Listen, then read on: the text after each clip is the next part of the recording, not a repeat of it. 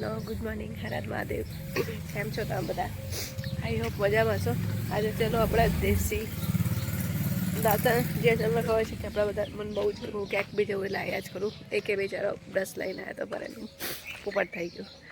એકને ઘરે છું અત્યારે બ્રશ કરી રહી છું અને પછી મસ્ત ફ્રેશ થઈને અમે લોકો ક્યાં જવાના છે આજે તે જોવા માટે બ્લોગ્સને કન્ટિન્યુ જોજો અને આખા ગામડાની મોજ.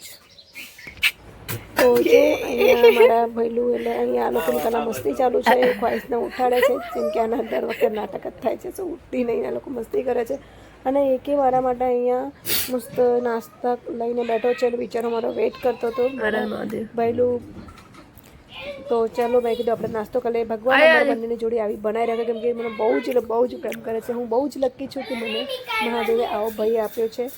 આમ તો મને બહુ જ પ્રેમ કરે છે પણ આજે અહીંયા આવી છું તો પહેલાં આપણે મસ્ત પછી આપણે ફરી કરીશું. પહેલા ફટાફટ ચા પી લે પછી આપણે ફટાફટ ઉતારવાને એવું છે કે દીદી જાય છે તો હું એમને થોડુંક કાચા લીંબુ તોડે દઉં. તો અહીંયા એકે ને ચંદુભાઈ બંને મારા માટે લીંબુ ઉતાર્યા. મેં કીધું અમદાવાદ બધું મળે છે. મને કે ના દીદી તમે લેતા જાઓ છે. લીંબુ ઉતારે છે અને પછી એને એમ કીધું કે દીદી આજે તમને મસ્ત તમારી ફેવરેટ જગ્યાએ લઈ જાઉં. એટલે પછી હું અહીંયા તમે જોયું આ આપણા ભીમનાથ મહાદેવના નામથી આ મંદિર પ્રખ્યાત છે. ભીમે હજારો વર્ષ પહેલાં મહાદેવની શિવલિંગની સ્થાપના કરી હતી અર્જુન માટે. એમાં પહેલા હું બોલાવતી હતી ભાઈ એમને બહુ થોડા પતી ગયા અમારે પંડિત. અહીંયા વૃક્ષ પણ આટલું જૂનું છે કે આ વૃક્ષ કંઈક 5000-4000 વર્ષ જૂનું વૃક્ષ છે અને ત્યારથી આ મંદિર અહીંયા પૂર્ણમાં છે કે બધા અહીંયા આવે છે. જે પણ શ્રદ્ધાપૂર્વક આવે છે તેની મનોકામના અહીંયા પૂરી થાય છે. અને એના પછી એને કીધું કે ચલો આજે તમને હું બીજી એક જગ્યાએ ફરવા લઈ જાઉં. તો અમે અહીંયા આવ્યા છે. અહીંયા કુંડલ અમે આવ્યા તો અહીંયા સ્વામિનારાયણનું મંદિર છે જેમ કે આપણા અમદાવાદમાં અક્ષરધામ છે સેમ એવું જ છે. હવે તમને ખબર જ છે કે અંદર મોબાઈલ બહુ એલાઉડ નથી હોતો એટલે અંદર હતી સ્વામિનારાયણની જે મૂર્તિ હતી જે એમનું બધું બતાવ્યું હતું એમની જીવનશૈલી તે અહીંયા જોવા તમને લોકોને બ્લોગમાં નહીં બતાવી શકું.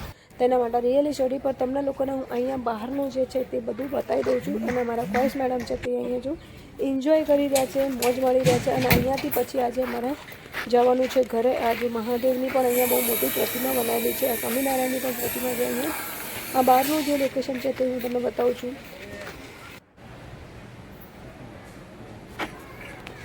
તો અહીંયા જો મહાદેવનું મંદિર પણ છે તો અહીંયા તો આપણે મેં કીધું ચલો દર્શન કરાવી દીધું તમે લોકોને. હર હર મહાદેવ, ઓમ નમઃ શિવાય, હર હર મહાદેવ. હવે અમે દર્શન કરીને બાલવાટિકા બાજુ જઈએ છીએ તો આપણે દેખાઈ ગયા.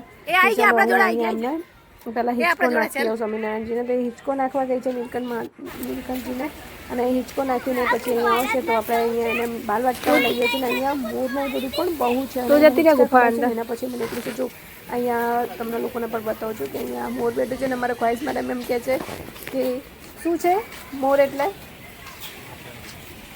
ને અહીંયા તારા ટ્રેકિંગ કરી રહ્યો છે પડી મારું નેશનલ પક્ષી મીન્સ ખાલી ખ્વાહિશનું નેશનલ પક્ષી છે મોર. તમારા લોકોનું શું કહેવું છે તે કોમેન્ટ કરીને કહેવાનું ભૂલતા નહીં. અને જો આ બળદગાડીની મોજ કરી રહ્યા છે અમારા મેડમ. પાણી પછી ગયું નાવાનું મોજ કર્યા પછી અમે એમને નહીં લીધો બહુ ના નાવા ત્યાં બાજુ નીકળી ગયા છે ને અહીંયા જેટલી પણ જીવનશૈલી છે તેની આ બધું અહીંયા પ્રતિમાઓ છે. આપણે બધું નહીં આમ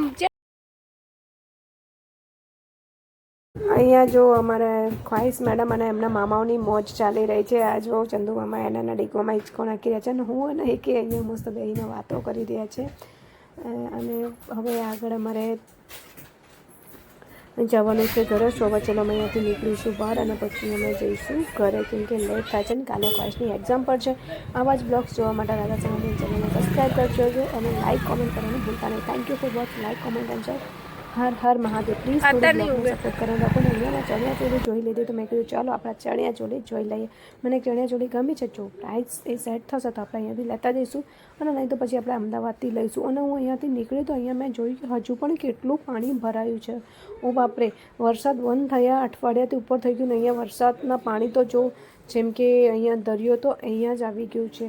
કેટલો વરસાદ થયો છે જે અત્યારે બી આટલું બધું પાણી ભરાયું છે.